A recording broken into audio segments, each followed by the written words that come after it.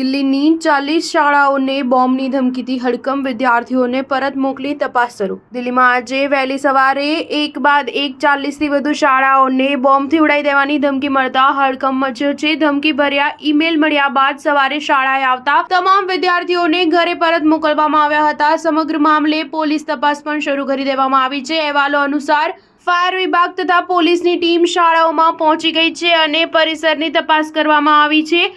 અત્યાર સુધીમાં વિસ્ફોટકની કોઈ પુષ્ટિ મળી નથી. આવા ધમકીભર્યા ઈમેલ કોણ કરી રહ્યું છે તેને લઈને પણ સઘન તપાસ કરવામાં આવી રહી છે. નોંધનીય છે કે જે ઈમેલ મોકલનારાએ $30,000ની માંગ પણ કરી હતી. દિલ્હીની 2 અને હૈદરાબાદની 1 સહિત દેશભરની અનેક CRPF શાળાઓને ઈમેલ દ્વારા બોમ્બની ધમકીઓ મળી હોવાના 1 મહિના કરતાં વધુ સમય પછી આ તાજેતરની ઘટના બની છે.